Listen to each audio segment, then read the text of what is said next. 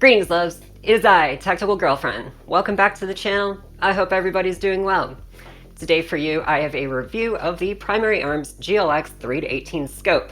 Now, my previous video was a review and overview of my What Would Stoner Do build from KE Arms. I did promise that I would give you a scope review because it definitely deserves its own, and so that's what I'm gonna do now. So, without further ado, let's get into it. But first, before we dive right in here, I do want to talk about what my relationship is with Primary Arms for full transparency's sake. I have reviewed some of their optics before in the past. They've been really nice enough to send me free samples to try. The scope was given to me for free. I did not get anything else in exchange for this review. I do not benefit in any other way from selling this optic or anything like that. I really don't care if you buy it or not. I just figured it's a good opportunity for me to be able to try things out that I normally couldn't afford by buying oodles and oodles of optics. So this is a great opportunity. I'm really curious about longer range scopes. And so when I had the chance to actually do this review, I definitely took it. So that's basically it. I am always very brutally honest with my reviews on this channel. I give you my most honest opinion, and you don't have to take my word for it. You can see any of my reviews if you really want to know. But anyway, that is my relationship, or lack thereof, for full transparency's sake. Now, why exactly did I choose this optic in particular? Well, for one, I went Primary Arms because I got a good track record with them. I've used a bunch of their optics before. I've always been blown away by how well they work for especially the price that they sell at. This one in particular is part of their GLx line. That's their mid-tier line. It's fairly accessible as far as optics go, and the value is definitely there in my opinion. It's not too terribly expensive. This optic goes for $749.99, and you get a lot of optic for that money. It's an upgrade from their SLX line. It's not nearly as fancy as something from the PLX line, but again, for the price, I think that this is very attractive to a lot of consumers, competitive shooters even, hobbyists, whatever. I just think that it is accessible, and therefore it is very interesting, and a lot of people might be interested, especially if they're trying to reach out to longer ranges.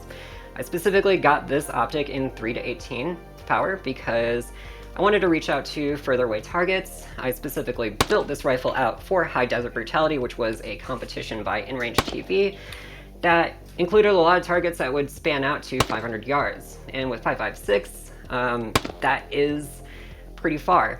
And this optic is excellent at those magnifications because you can get much better target ID, you can really dial in your shots and be very precise. And you know, when the clock is running and you're shooting out to 500 yards, you want to make sure that those shots are landing and counting, and missing is gonna really mess you up if you are shooting long range because there is just more time displacement between shots. So I just wanted to kind of orient this out to be a longer range build, at least taking 5.56 out to about 500 yards, and I'm very pleased with it. I'll get more into the details and my experience later, but that said, I think that for a longer range platform, this is really good, especially if you need to do positive target ID. When you go out to 18 times, you can see everything.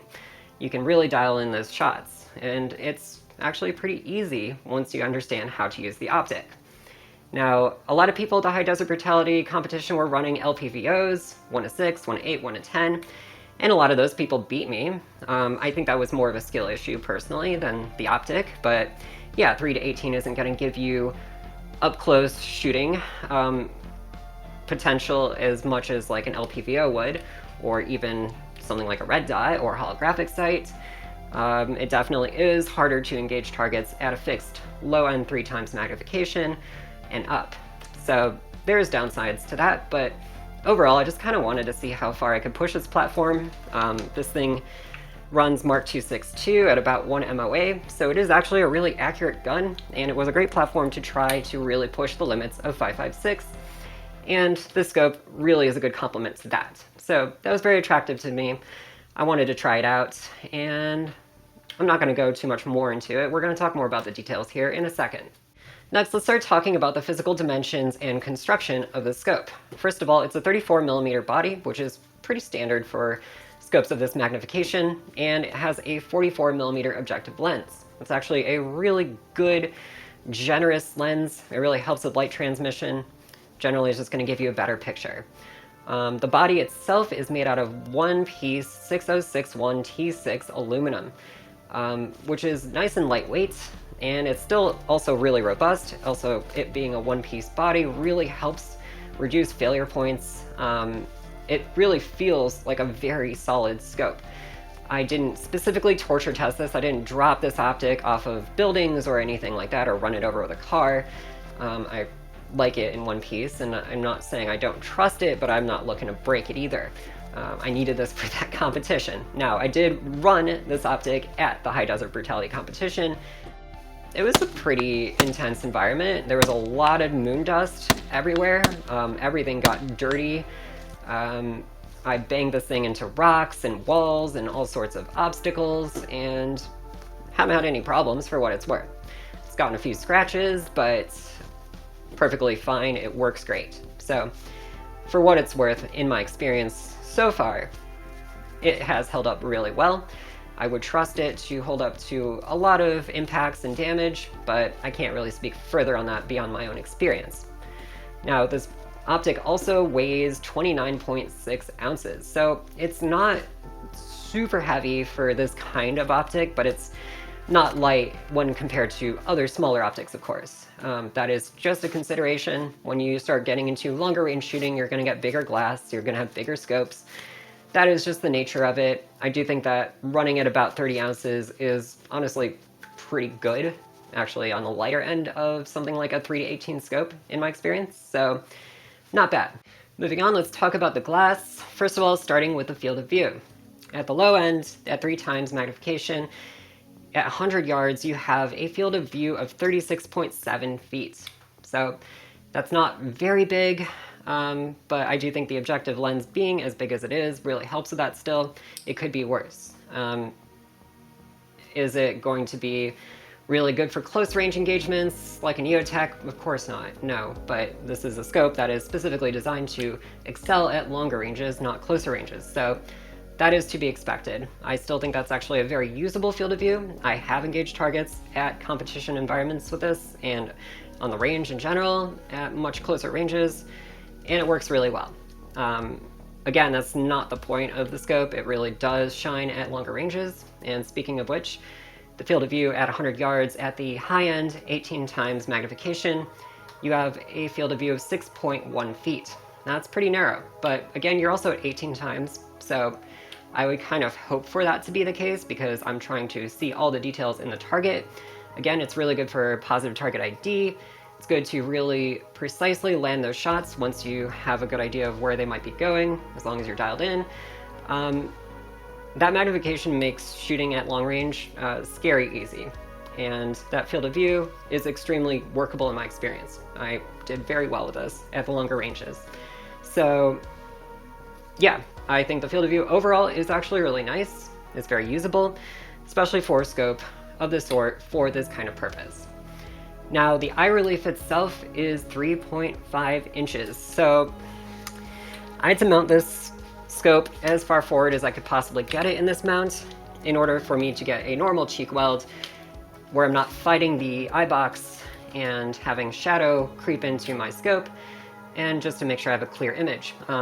That is also just kind of the nature of using a scope like this. I hate to sound like a broken record, but it just is. I would love that to be smaller. I would love to be able to scrunch in closer to the scope, but that just isn't really an option. And it is something to be aware of, so get mounts that do allow you to have a cantilever position of some sort like this one, and that will help you out. Now, as far as the glass quality and image quality goes, I would say that overall, I'm actually very impressed. It has really good light transmission, the image is very clear, there is some very minor chromatic aberration that I do notice in the image overall, and sometimes the edges can appear a little bit distorted, but I never really care about that because I'm not aiming with the edges of my scope. Overall, no real complaints there. The scope is extremely usable. I have no problem or any interference with my shooting as far as glass quality goes, out to 500 yards. I've stretched this, and for the value, especially for a scope that comes at the price tag that it comes at, it's extremely good. I think you'd be very hard pressed to find better glass at this price. you'd probably have to pay many, many $100s more just to get something ever so slightly better, if not competitive even with some other brands. So for what it is, I think the glass quality is actually really good. Next, let's talk about the reticle, which is honestly one of the most important parts of any scope, especially for longer range scopes. That is the user interface essentially for the scope. Now, this scope in particular uses the Athena BPR reticle in mils. It has the ACSS chevron reticle, which has an infinity point at the very top. That is your point of aim, at your 0 at least, and it's fairly intuitive and easy to use. I don't think I'm always that sold on chevron reticles personally. I still find that they can be a little bit slower than something like a dot, but in this kind of application, I think it's actually really smart, and I have no complaints there. It also has 0.2 mil increments within the 2 mil windage and 1 mil elevation portions of the crosshair, 0.1 mil ranging increments between the 2 and 3 mil windage sections and the 1 and 2 mil positive elevation sections, and beyond those you have 0.5 mil hash marks that segment the rest of the crosshairs. The 0.5 mil holdover grid, which is basically your Christmas tree of death, that is often seen on a lot of longer range scopes because it helps you figure out your elevation and your drops at longer ranges. That 0.5 mil holdover grid with 15 mil elevation and 6 mil windage left of right of center is extremely usable for most applications. If you have a very windy day, if you're shooting at very long ranges, that's extremely generous.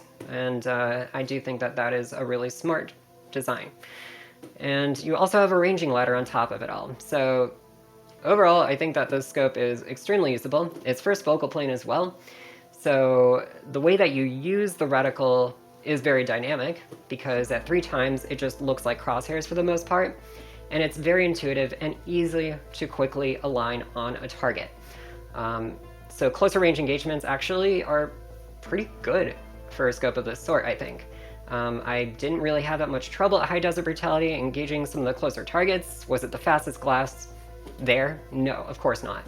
But for being what it is, being first focal plane and being zoomed out and just having the big crosshairs made it really easy and intuitive to shoot at closer ranges. Now, being first focal plane, as you zoom in, the reticle enlarges and becomes more of a long-range reticle. Once you get to 18 times, you're getting all the information that you need to really precisely calculate your shots at longer distances. So the way that the reticle translates through various magnifications is extremely usable, and again, very dynamic. And I think it's an extremely intelligent design. Overall, the Athena reticle is clean too. I just want to say that it is a fairly clean and easy to use reticle. It doesn't have too much information. Some of the stuff is very subjective as far as like where they put the ranging marks and stuff, but overall, I feel like they really kept all the nonsense out of this and really just kept it down to the basics while not robbing you of any capability really. So overall, extremely well thought out reticle. I'm a huge fan of that. Moving right along, let's talk about the controls, which are also very crucial. First of all, it being a scope, especially of this magnification, it has an adjustable diopter, and that's really nice. Obviously, I think at higher magnifications, that's non-negotiable. You definitely want to be able to make sure that you're adjusting for your eyeballs so that that reticle is in focus at various magnifications. Everyone's got different eyes. People have all sorts of eye problems and limitations, so having a diopter that is adjustable and tailorable for your eyes is extremely crucial on a scope of this sort. You also have parallax adjustment, about 25 yards to infinity is what it says. Realistically, probably out to about 1,000 and a little bit more. And that's really, really good. You definitely want a parallax that is adjustable on a higher magnification scope, especially when you're shooting longer ranges, because you have a fixed parallax, it's going to work well at certain ranges, at certain magnifications, but being able to actually properly adjust for your range on the parallax is going to give you better consistency. Your shots will line up better. Otherwise, you could just be missing and have a very inconsistent 0 between different ranges. And that's not going to be really helpful in a more dynamic and especially longer range shooting environment. So I definitely appreciate that. You also have adjustable windage and elevation. The clicks are 0.1 mils each, which is nice. It's very granular.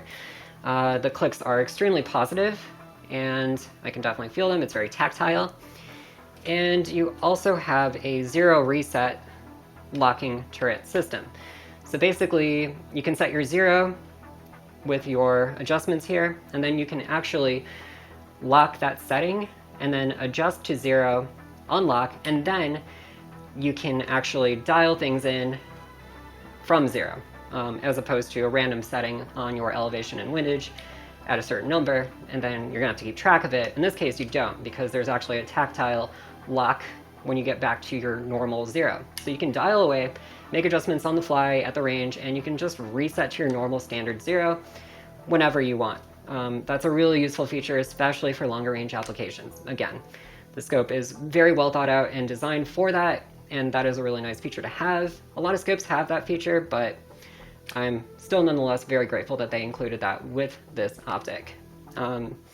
You also have 180 MOA elevation adjustment and 120 windage, which is extremely generous. You have a huge range of variability for your 0, depending on the ammo you're using, the ranges that you're shooting it at. This thing will go on any gun and probably be very zeroable. So that's nice. It's an extremely usable, well thought out, but not overly complicated scope design, especially from the control standpoint. Now, as far as the illumination goes, it's not necessarily daylight bright. It's bright enough to see during the day, but if it's that bright, you're generally not going to want to be using illumination anyway. Illumination, in my opinion, on scopes is more for darker environments when a black reticle will start to disappear. And in that event, you have 10 different illumination settings. They are plenty for that application. I've got no complaints about it. I think it's plenty usable between the off and illumination settings, depending on the brightness of my environment.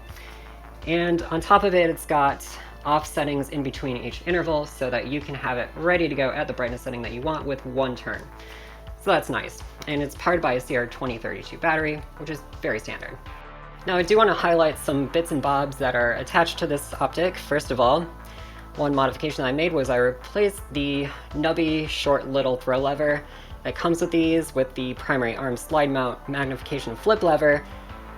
And that's because the standard factory throw lever is very short. You don't get very much leverage, and it does take a lot longer to go through your magnification settings, as opposed to this that just has a lot more leverage because of its length. It really allows you to just quickly zoom through those settings, no problem.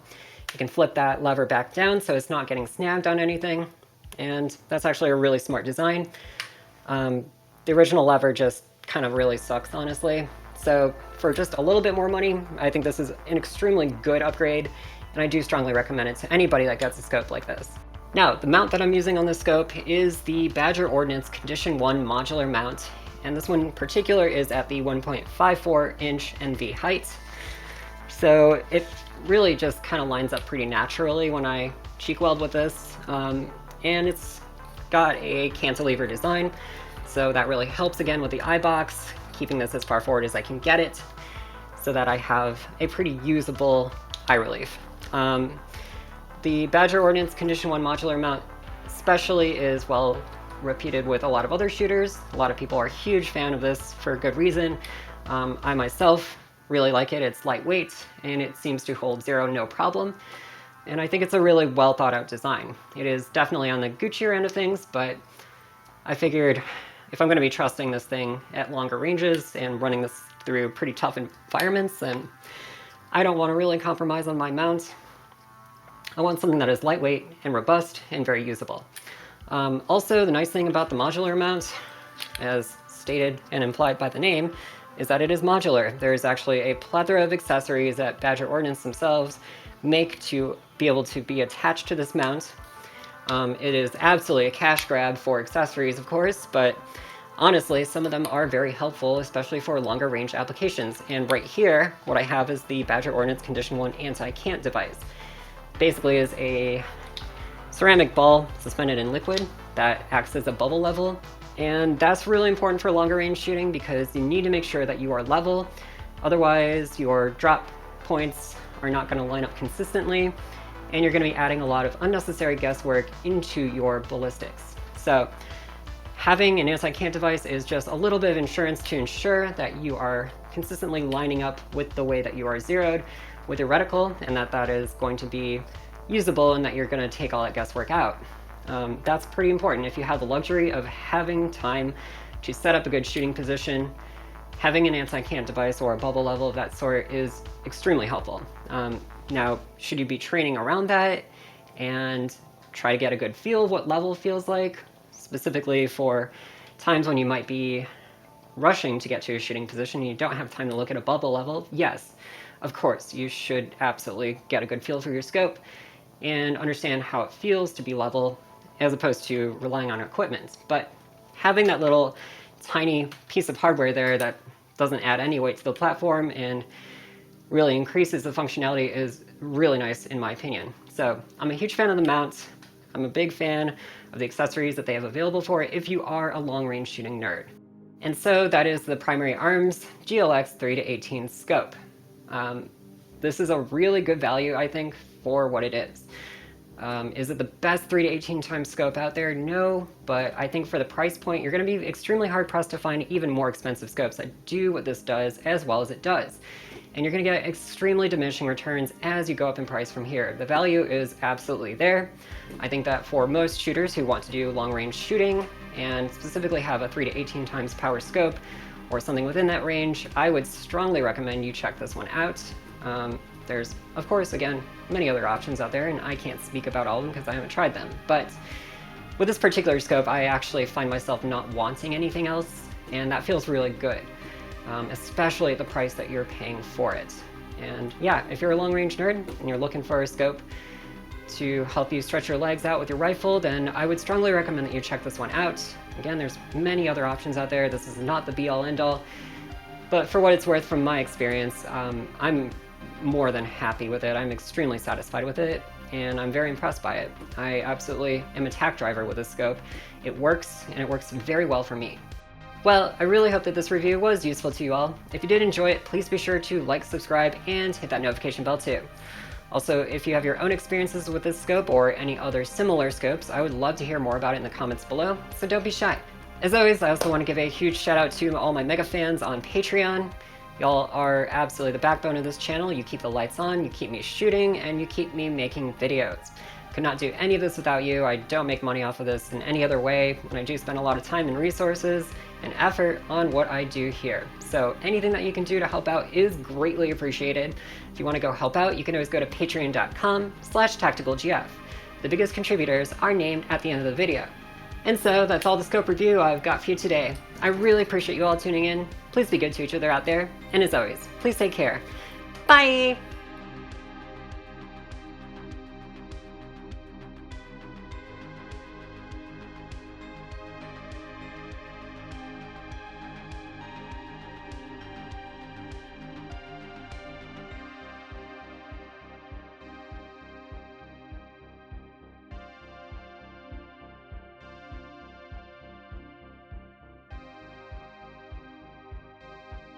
Today, I have a review of the, it's really good for a lot of consumers because it is an upgrade from their base level some scope of this caliber.